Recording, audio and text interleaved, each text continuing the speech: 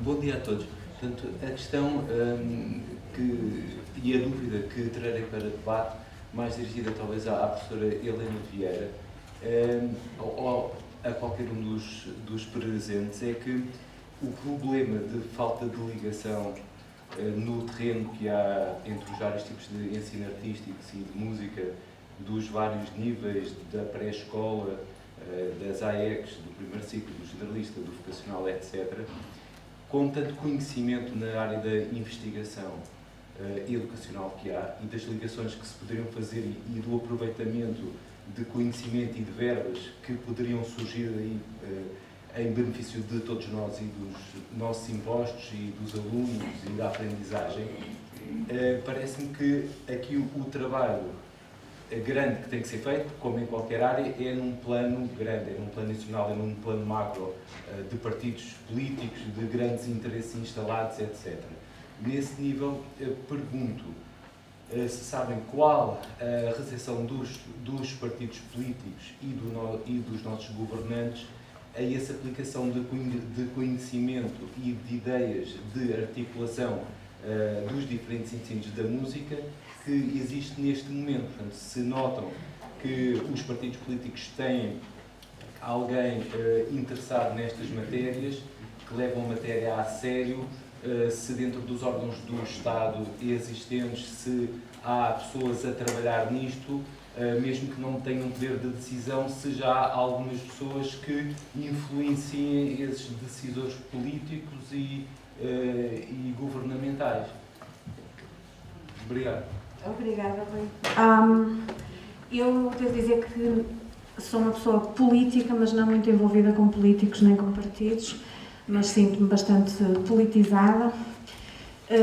E devo dizer também que sinto algum receio, por vezes, das decisões políticas, porque às vezes cortam a direito numa terça-feira à tarde e vão mexer na equipa como é que se diz? Em equipa que ganha não se mexe, não é? Porque muitas vezes quando as investigações e muitas vezes muitos doutoramentos, projetos, vão começando a fazer sentido das coisas e a fazer sentido histórico das coisas também, que muitas vezes é esse sentido histórico que nos dá a força, a gente perceber para onde é que as coisas estão a encaminhar. Quando são transformados em discurso político, de repente transformam-se em absurdidades perigosas que mais valia não mexer. Mas, de qualquer forma, uma coisa que eu posso talvez dizer que me tem dado bastante agrado, não tenho um contacto direto com políticos. Organizei uma vez um simpósio em Ponte Lima, onde consegui que estivessem todos os grupos parlamentares, menos o PSD, salvo erro.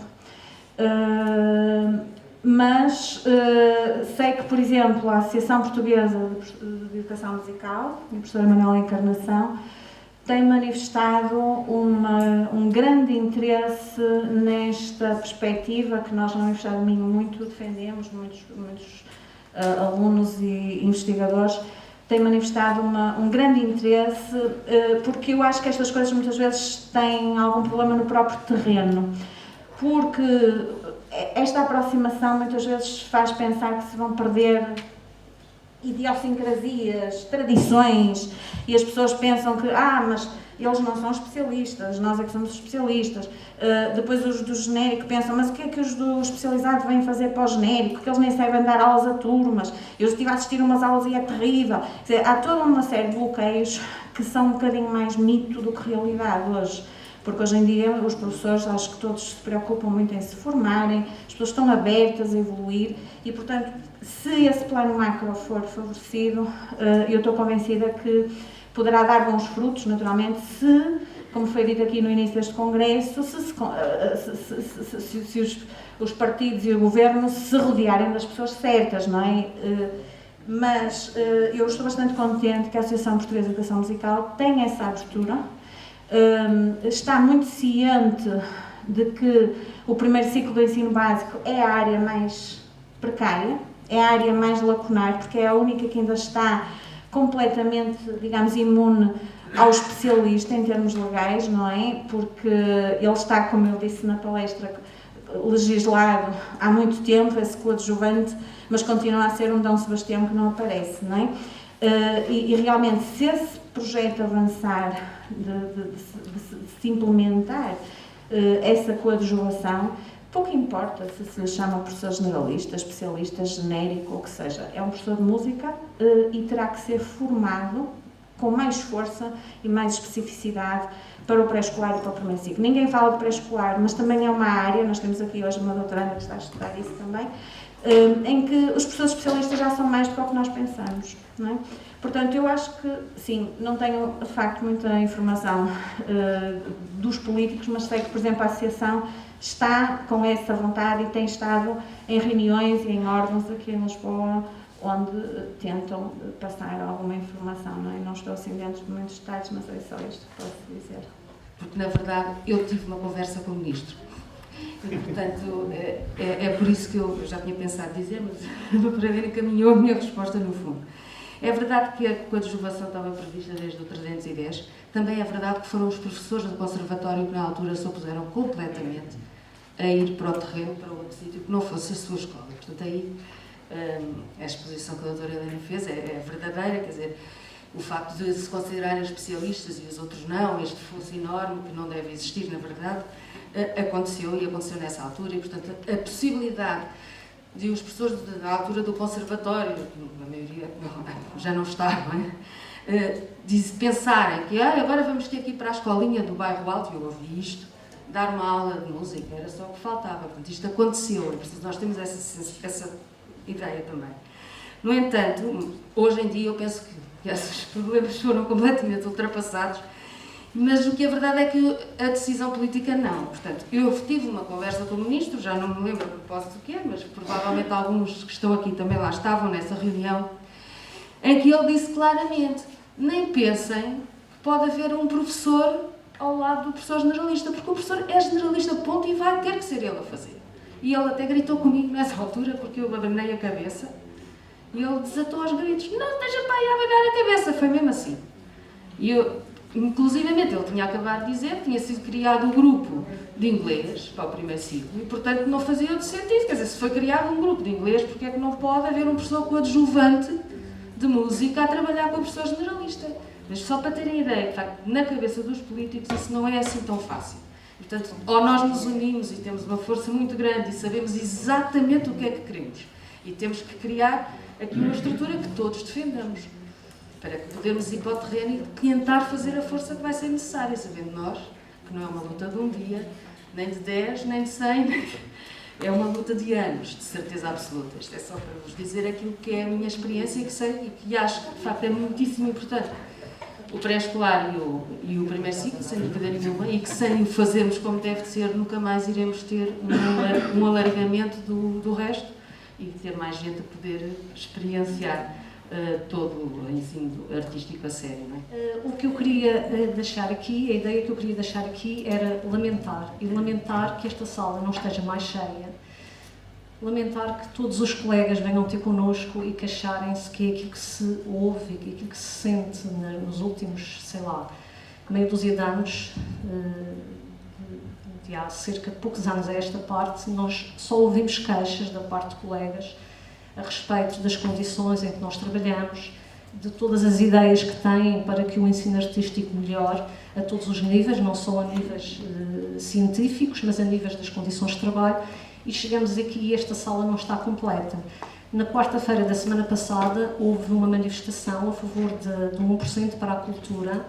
Eu, por acaso, estive nessa manifestação e ia descer a Rua de São Bento e pensei, provavelmente não vou conseguir descer a Rua de São Bento porque o trânsito irá estar cortado, não é?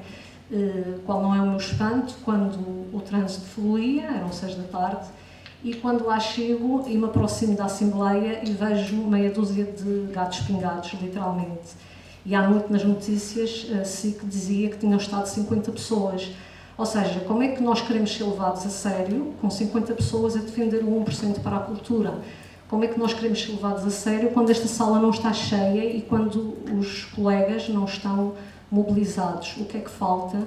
O que é que está a correr mal? O que é que este país, que doença que este país tem e sofre para que as pessoas não se mobilizem e não abracem estas causas causas que lhes são caras e causas que lhes tocam na pele, não só a nível laboral, como a nível dos interesses que nós defendemos, que nós não defendemos apenas os nossos interesses laborais, também estamos aqui para defender um bom ensino para os alunos.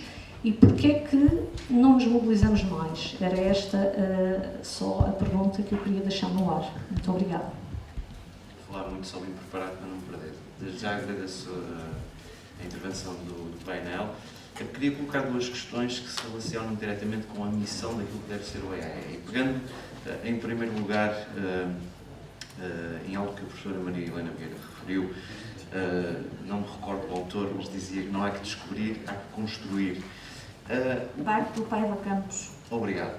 O que nós encontramos no decreto 344 é muito curioso porque os objetivos, eles são claríssimos, mas parecem estar imiscuídos nos objetivos duas ideias. Por um lado, uma ideia um bocadinho mais abrangente, não é, que nos fala da estimulação e desenvolvimento das diferentes formas de comunicação, educar para a sensibilidade estética e capacidade crítica, e depois chegamos a um ponto que é muito preciso, que parece que vai ao lado da ideia do vocacional, que é proporcionar formação artística especializada ao nível vocacional, designadamente para executantes, criadores e profissionais dos ramos artísticos. Ora, isto parecem duas coisas, digamos, duas faces da mesma moeda, naquilo que é o ensino artístico especializado.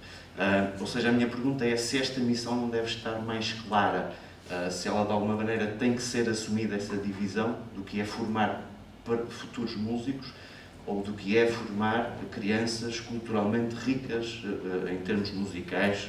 Digo música, peço desculpa da dança, mas é a minha área e é onde estou mais, digamos, à vontade.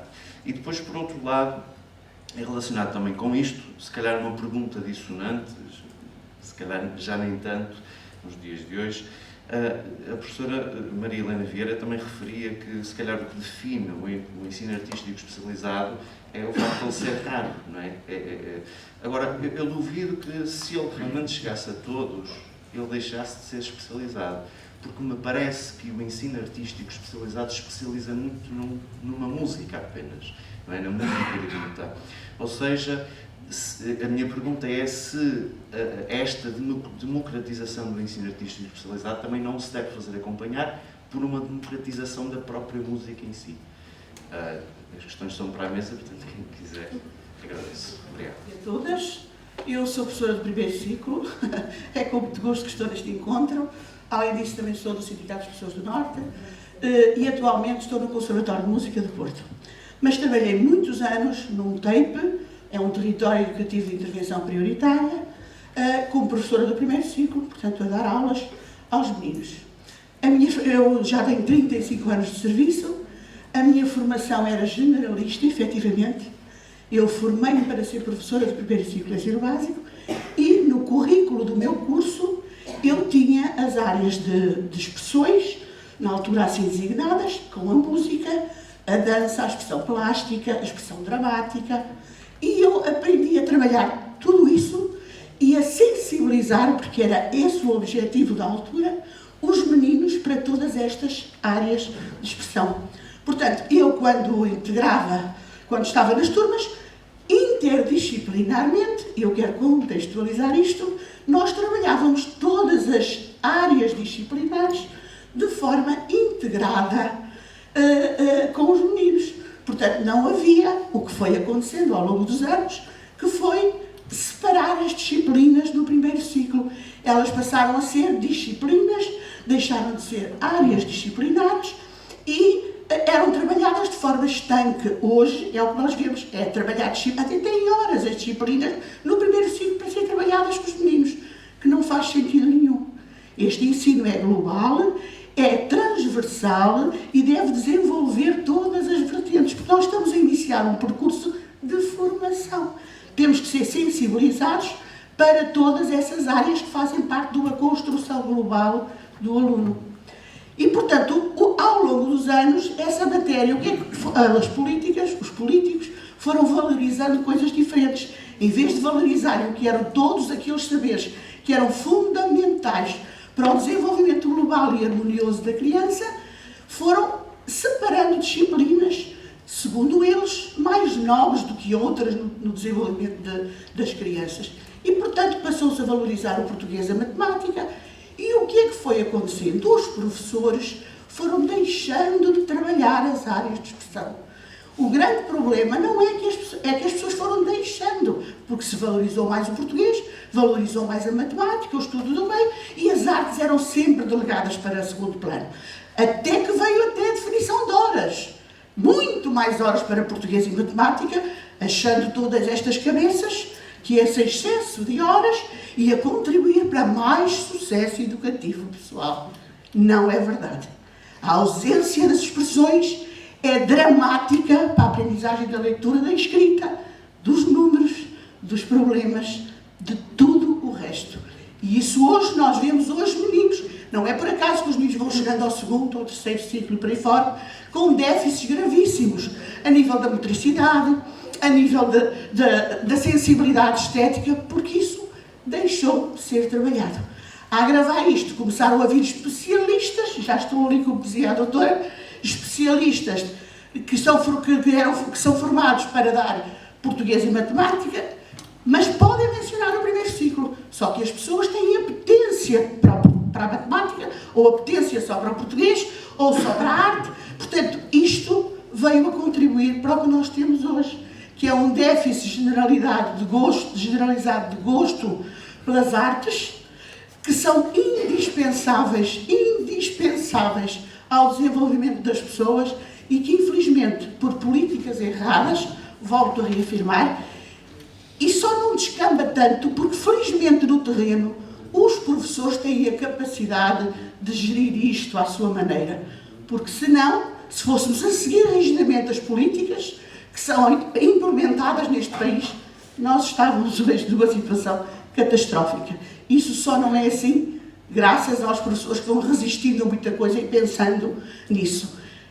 Eu ainda sou dessas generalistas, tenho muita pena quando vejo o ensino transformado em disciplinar, no ensino disciplinar. Agora vamos para a matemática, agora vamos para o português. Não é assim. No primeiro ciclo isso é erradíssimo. É o todo. Eu pegava num texto, eu trabalhava matemática, eu dava música, eu trabalhava educação física, eu dava o drama através de um texto, partindo de um texto.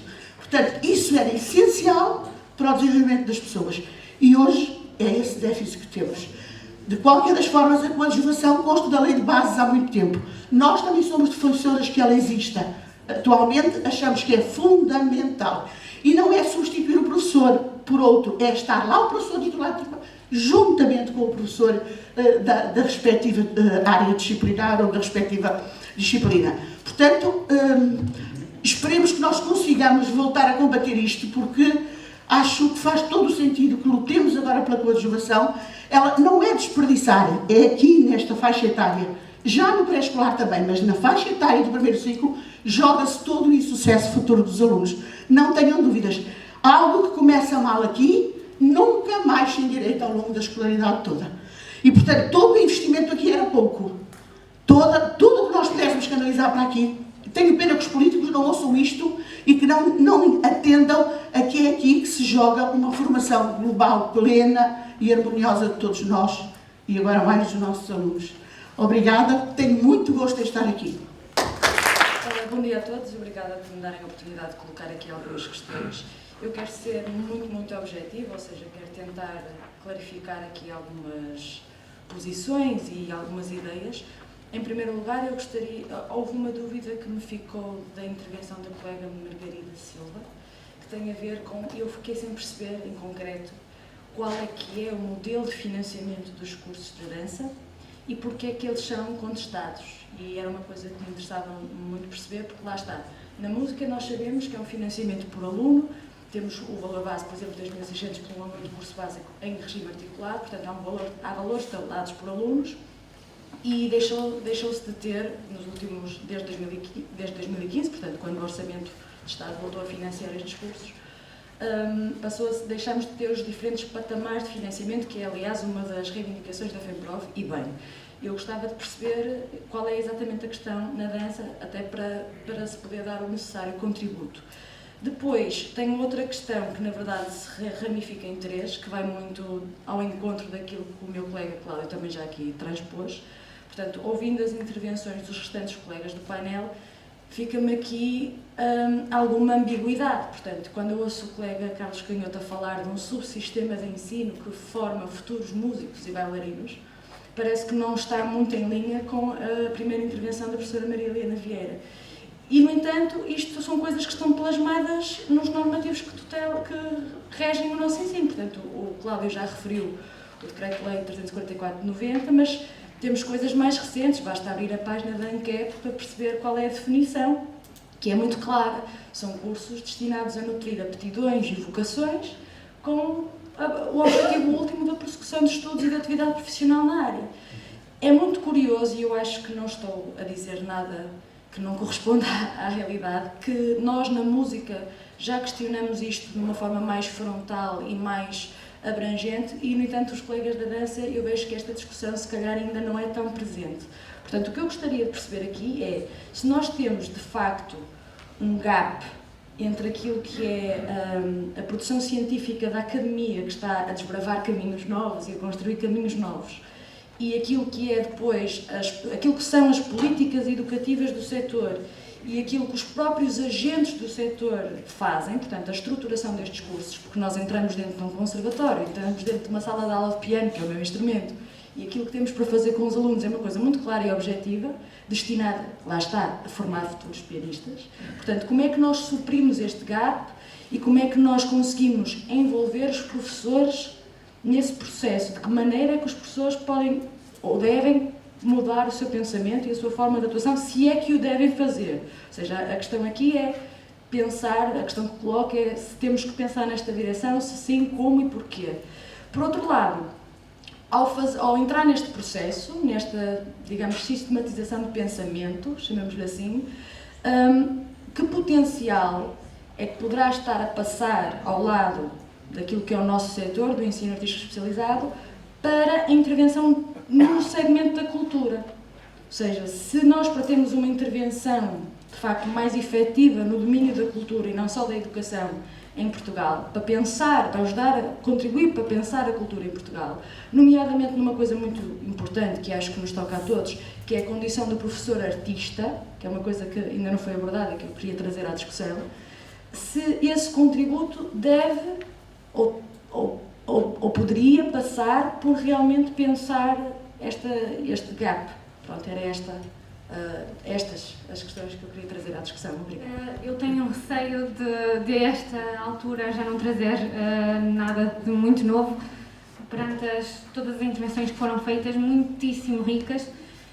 Queria só dizer que sou professora de música no ensino particular e corporativo e tenho já a experiência de ter lecionado em 4 escolas diferentes. Posso dizer que no terreno a missão do ensino artístico não está ainda muito clara. Posso dizê-lo sem grande margem para dúvida. Se em determinadas escolas com maior número de procura, a missão é mais ou menos clara e vai ao encontro dos normativos legais, em escolas mais pequenas, com menos alunos, esta missão é notoriamente diferente.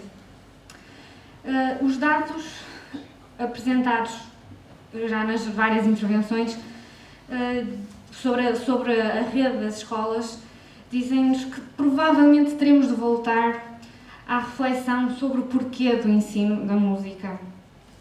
Se não temos dúvidas sobre a importância das várias áreas de conhecimento, porque é que ainda estamos a discutir se o ensino da música deve ser especializado, se deve ser generalista? Eu tenho a convicção de que o ser humano não é só um ser cognitivo, intelectual, racional, é também um ser sensorial e que necessariamente precisa de estímulos cognitivos, mas também sensoriais, sonoros, expressivos, motores, tudo isso contribui para a formação integral e holística do ser humano, que não pode ser descurada. Perante isto, acho que talvez possa parecer uma intervenção que já está ultrapassada, não é? Que já está amplamente aceite. Os dados que temos perante as nossas mãos, perante as nossas experiências, dizem-nos que ainda estamos a debater e a lutar pela democratização do ensino e pela valorização do ensino da música. Penso não estar enganada quando digo que se de facto o ensino da música for destinado a alunos talentosos, os dados dir-nos-ão que, dependendo da procura e da oferta das várias escolas, se temos escolas pequenas que tenham, digamos, 50 vagas e têm 50 alunos colocados, todos esses alunos serão certamente talentosos e todos eles terminarão um curso básico com aproveitamento. Onde é que fica então aqui a questão da seleção pelo talento, pela aptidão? Esta é a dúvida que eu coloco. Obrigada. Muito bom dia, aliás, ainda. A discussão está interessante e já percebemos que existem diferenças de opinião, o que não é um problema, uma vez que estamos numa estrutura que vai discutindo as questões à medida que elas aparecem e encara-as com a frontalidade que é necessária. Eu vim apenas fazer uma pequena nota relativamente àquilo que deve ser a matéria, digamos assim, a matéria das nossas escolas. Aquilo que é hoje uma reivindicação que se sente um bocadinho por todo lado e que o Canhoto muito bem caracterizou, que é a inquietação em que a escola possa corresponder àquele velho dito que o cliente tem sempre razão. Em que a escola assume a necessidade de responder às necessidades do seu cliente e, portanto, diversificar os olhares sobre um determinado objeto e, de alguma forma, se demite daquilo que é o essencial, que é pôr uma criança ou um jovem em contacto com aquilo que é mais belo e mais conseguido na arte e na produção artística da humanidade. O nosso problema não é nós ensinarmos aos nossos miúdos que se pode tocar rock, até porque o rock toca-se com três acordes, é fácil, não é? Já foi inventado há alguns séculos, a modernidade já foi inventada há alguns séculos. A questão que se nos coloca é saber até que ponto uma criança que vem ter à escola vai saber distinguir a literatura da dica da semana, vai saber distinguir Haydn de Beyoncé, não é? Que ele ouve todos os dias. Porque a verdade é que na nossa sociedade, Beyoncé, boa ou má, não interessa, ele vai ter todos os dias, em todas as horas da sua vida, até no elevador.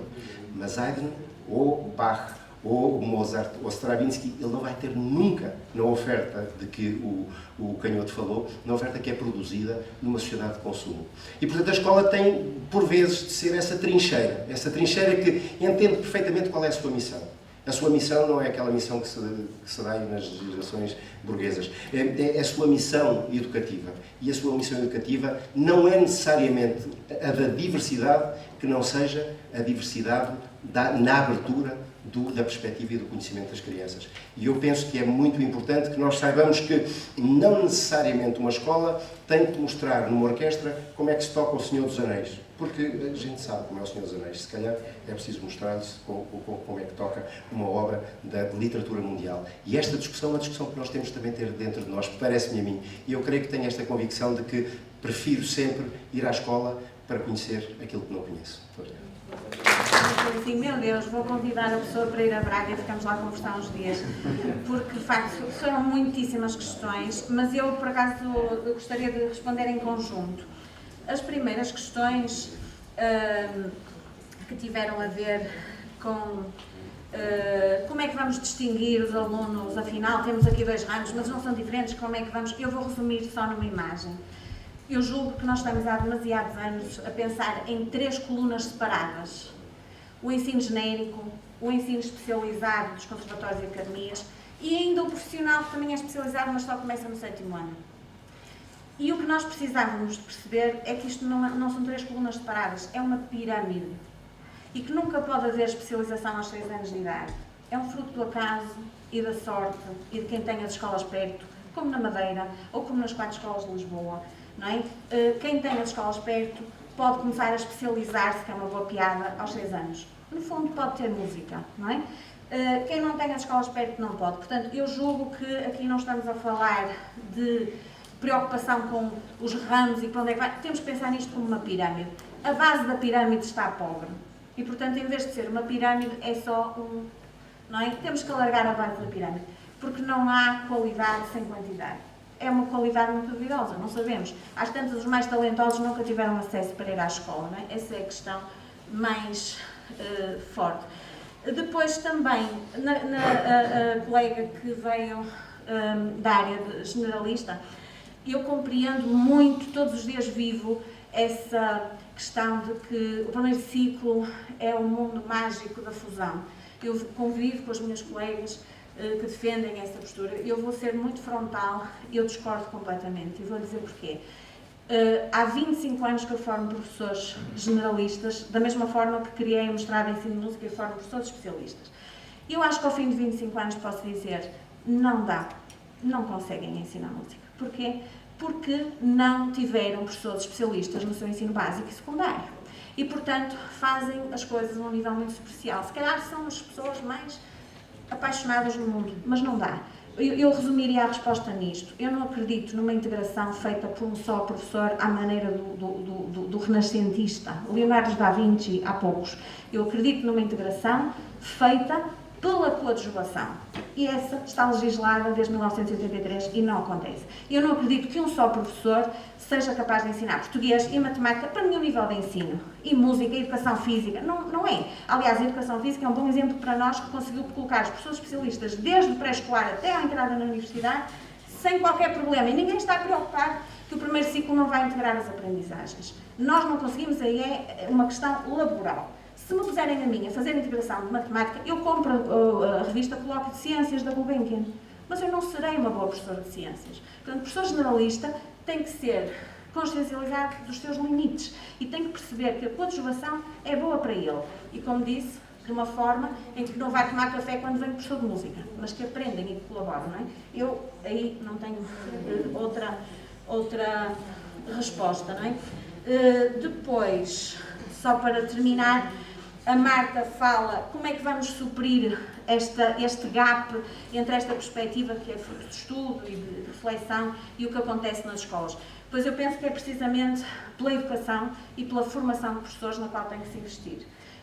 Por exemplo, na Universidade de Minho, nós temos tido a preocupação de criar disciplinas em que os professores do ensino especializado se consciencializam de que também podem trabalhar no dito so-called genérico, não é? Portanto, têm cadeiras de pedagogia que os fazem pensar que podem ensinar turmas com instrumentos também.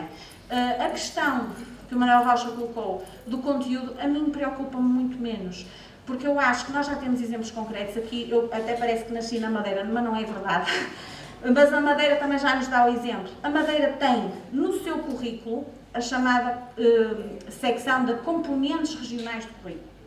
E as escolas especializadas e as escolas genéricas já ensinam a música tradicional madeirense, para não se perder, para não haver uma macdonaldização, não é, da música e se perder o património local. Se depois o professor, por uma questão pedagógica, quer pegar numa música do momento para cativar pedagogicamente, isso é uma coisa que não precisa de ser legislada. Mas, de facto, eu também sou da opinião do Manuel Rocha, o que tem que estar nos currículos é o que é de qualidade. E aí nós temos um bocadinho, às vezes, digamos, o contraponto dos etnomusicólogos que valorizam todas as áreas, mas nós temos que perceber que, em termos de uma certa progressão de aprendizagem, há coisas que são um progresso, não é? Há obras que são um progresso. Nós podemos reconhecer algo, nós podemos gostar muito das quadras do António Leixo, mas todos nós sabemos que a Sofia de Melbrenner, o Herbert Welder, o Fernando Pessoa estão noutro patamar. Não deixamos de gostar do António Leixo, cada coisa tem o seu lugar, mas se não é a escola que lhes leva o Herbert Welder, a Sofia de Melbrenner e o Fernando Pessoa, quem é? Não é? Portanto, eu acho que nós temos é que pensar mais, nós, como somos das artes, pensamos muito na poesia, na música e no conteúdo, mas nós temos que ser mais políticos, temos que defender a presença nas escolas, a presença dos professores, a coadjuvação e depois confiem, porque os professores são excepcionais, não precisam que lhes legislem a pedagogia da sala de aula. vai tentando pegar em vários assuntos que vai dar, portanto, uma palavra que é uma palavra gira, que é uma palavra que de facto está legislada, segundo os termos de Manuel, uma legislação burguesa, que é aquela parte da missão, que é uma coisa complicada, que vem de trás e vem legislada, na minha opinião, no 344, e que depois existe ali a tal compartimentação do ensino artístico especializado, que ao não haver uma preparação prévia, seja lá no pré-escolar ou no primeiro ciclo, isto porque nós temos muitas crianças que apenas chegam ao ensino artístico especializado no 5º ano de escolaridade, felizmente a tendência é aumentar mais para a iniciação, se elas, o que se nota é que de facto elas estão a contactar com este meio pela primeira vez, e indo em contra ali ao que o colega disse na sua apresentação, e muito bem. E, portanto, há aqui várias questões, que é qual é que é de facto a missão. Pois, a missão, segundo que lá está, é criar músicos, mas, na minha humilde opinião, a nossa missão não é diferente de um outro ensino qualquer. Nós temos é que os dotar com as máximas capacidades para que eles, quando terminam o seu 12º ano, sigam música, dança, teatro, o que quer que seja, não é? Portanto, a decisão de vida é sempre a deles. Acho que não nos compete a nós, aos 6 anos de idade, dizer tu vais ser pianista. Portanto, isso é muito complicado, não é? Depois, o que é missão parece-me também que é uma coisa que é resolvida em cada escola, muito honestamente. E eu já apresento a minha solução, que é uma solução utópica, se calhar, mas que parece-me que é a situação, e que não deveria ser essa a preocupação, e isso é que me entristece bastante. A missão dessa escola é criar emprego. E, portanto, eu conheço vários casos de escolas que se desfragmentaram e com professores chateados com aquela direção e que foram criar outras escolas. E, portanto, o objetivo daquela escola foi criar a oferta do instrumento que aquele professor que foi para a direção tinha, aquele tocava, depois os amigos, etc, etc. E, portanto, ouvia-o recorrentemente e por várias vezes, e desculpem-me lá a polémica, estamos aqui para falar à vontade, portanto, ouvi-o várias vezes, em primeiro lugar o salário, e depois tentar manter aqui os alunos, tentar geri-los em sala de aula, e depois, os que tiverem jeito, é continuá-los e pô-los a tocar. Portanto, isto também é uma realidade e nós sabemos todos que ela existe, não é? Qual é que é a solução? Pois a solução, se calhar, era acabarmos com a desresponsabilização dos sucessivos governos, que é, sempre que há uma escola pública, ela não é pública, ela é absorvida, basicamente. Não é? Portanto, as escolas que nós conhecemos hoje em dia como públicas, e espero não estar a dizer nenhuma asneira, com exceção da Lolé, nasceram como entidades privadas. E, portanto, o que é que isto quer dizer? A iniciativa nunca foi central.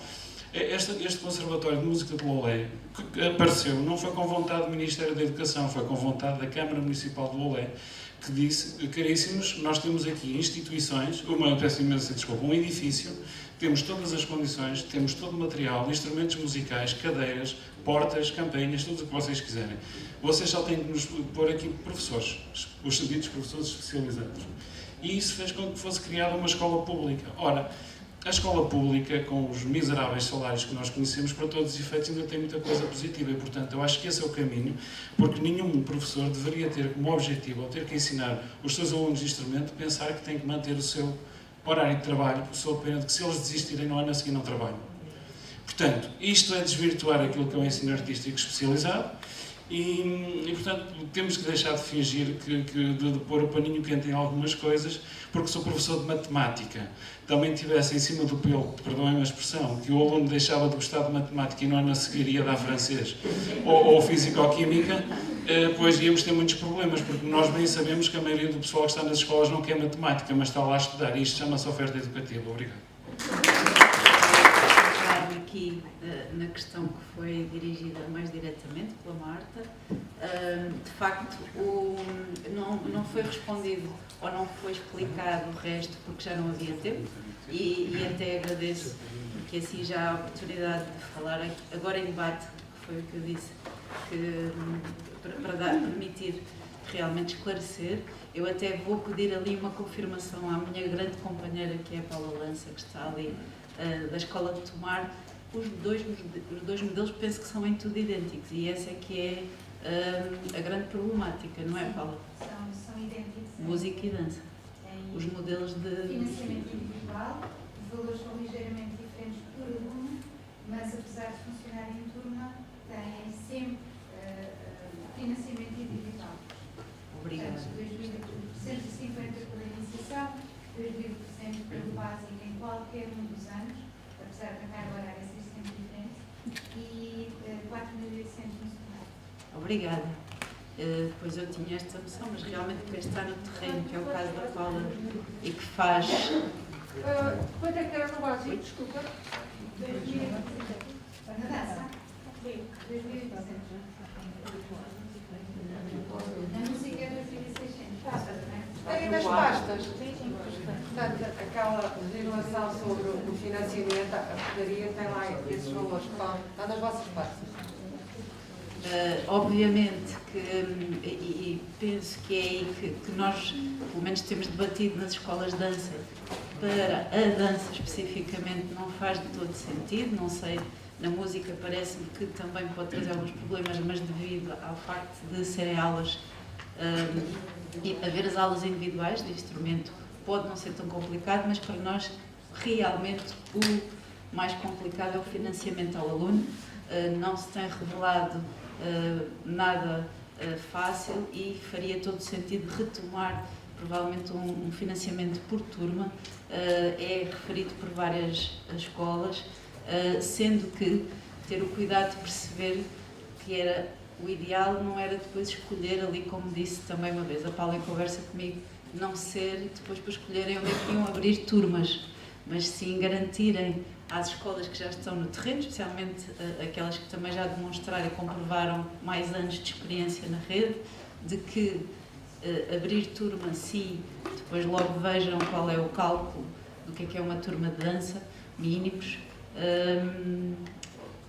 garantir que isso seja em todos os anos de ensino o mais homogéneo geograficamente distribuído. Posso elencar aqui algumas das razões, sugestões, aliás, que foram... Sim. Obrigada. Há aqui algumas sugestões. De uma forma unânime, todos os inquiridos mencionam o financiamento por turma, lá está. E pedindo que haja depois a consideração da diferença da carga horária ao longo do ano e ao longo do curso, de ano para ano, o aumento dessa carga horária, inclusão de verba para contratação de acompanhadores musicais e despesas gerais, que é algo que desapareceu completamente nas aulas de dança, garantir a atribuição de verba considerando as tabelas salariais dos professores, que não existe, isso não acontece, portanto, há professores que já estão a ficar com índices muito elevados e a escola não consegue garantir esse pagamento, nem a contratação de novos docentes, muitas vezes priva as escolas de fazer essa contratação. Ter em conta especificidades e variáveis, nomeadamente densidade populacional e idiosincrasias do território onde a escola se insere, experiência das escolas, visão piramidal deste ensino, lá está, a distribuição das escolas pelo território português, a rede, calculado com base nas habilitações dos professores, índice de remuneração, atualização dos valores financeiros, ou dos valores que são financiados, que não sofrem atualização desde o início deste contrato, debater questões relativas à rede de escolas, número de vagas, distribuição geográfica, o sistema de avaliação para o acesso ao contrato de patrocínio e atribuição das vagas deve considerar maior clareza de critérios, que foi uma das grandes polémicas, também nas pontuações obtidas e acesso à consulta do processo, por parte das escolas terem mais acesso a esta consulta. Obrigado. Para terminar mesmo, essa suma de reivindicações, no fundo, de pensamento já construído, como até é útil chegar a vários colegas, quando se puder partilhar, depois todos ver que seríamos seguramente. Sim, com certeza. Sim, muito obrigado. Bem, em primeiro lugar, esta questão complicada que a Rita Franco levantou, o porquê de não estarem aqui mais professores, da sala não estar cheia.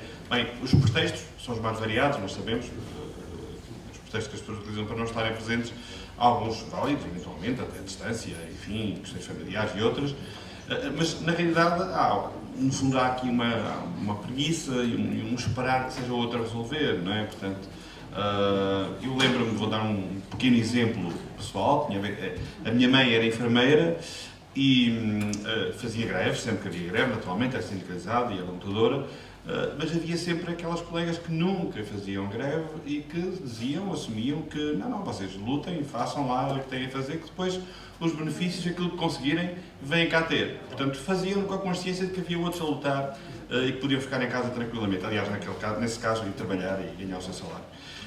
O que fazer? Bem, eu acho que também a resposta não é simples, mas uma das primeiras coisas que devemos procurar fazer é dinamizar o trabalho sindical nas nossas escolas, não é? Portanto, para já procurar mais sindicalizações, eleger delegados sindicais, promover reuniões enfim, tudo aquilo que constitui o trabalho sindical nas escolas. Esse poderá ser um caminho para que, num futuro, possamos ter ações de luta e encontros como este mais concorridos. Depois queria também referir aqui algumas coisas que me deixaram assim um bocadinho... ouvi falar aqui em música erudita e há um certo incómodo por ser aquilo que constitui, enfim, o corpus daquilo que se ensina no ensino artístico especializado. Bem, a erudição não devia ser um papão, não é? A erudição é uma coisa boa, não é? É a aprendizagem, o conhecimento é algo de bom. E, portanto, tal como nós não questionamos, os professores portugueses não questionam a necessidade de terem que dar o Memorial do Convento, o Viagem à Minha Terra, enfim, toda a poesia, todo o património enorme e de grande qualidade literária que temos, nós também não deveríamos estar a questionar se, enfim, se estamos ou não a dar aquilo que o Manel aqui referiu como o que, já não me lembro dos termos que ele utilizou, mais belo e conseguido temos, não é? Portanto, na criação artística e, neste caso, na criação musical de todos os tempos. Portanto, isto não deveria ser uma questão. E efetivamente, depois há aqui esta resistência que nós, eu referi na intervenção, e que queria reforçar, que nós, enquanto professores, temos que ter contra aquilo que envolve enfim, alunos, pais, etc., tudo aquilo que lhes chega através das televisões, das redes sociais, etc., porque nós começamos a ver, infelizmente, em algumas escolas, também depois esta questão da procura e há uma certa mercantilização do ensino artístico, não é? Nesta atitude, nesta necessidade de corresponder à procura, mas a procura é a procura do que está no TikTok e no Instagram portanto, e se vamos por aí, perdemos completamente o rumo da nossa missão. Ali a Ana Margarida falava na questão da missão e de estarmos ainda a discutir a missão, e efetivamente já não deveríamos estar a discuti-lo, não é? Mas a pressão externa, aquilo que está à nossa volta, que nos rodeia, quando temos alunos a procurar algo que não é nada daquilo que lhes vamos oferecer, nós temos que saber resistir e perceber que sim, o nosso papel é esse. O nosso papel, como dizia ali o Manuel Rocha, é dar-lhes aquilo e proporcionar-lhes o acesso àquilo que eles não encontram em mais lado nenhum. Deveriam encontrar, deveria haver oferta cultural, deveria haver uma outra política cultural que lhes permitisse vir já com um conhecimento daquilo que vão encontrar, mas não existe, e portanto, para já não existe, e portanto isso torna a nossa missão e o nosso papel ainda mais importante e de maior responsabilidade, e nunca podemos perder de vista que é esse o nosso papel, que é isso que nós estamos aqui a fazer. E pronto, é basicamente isto que eu queria dizer para terminar.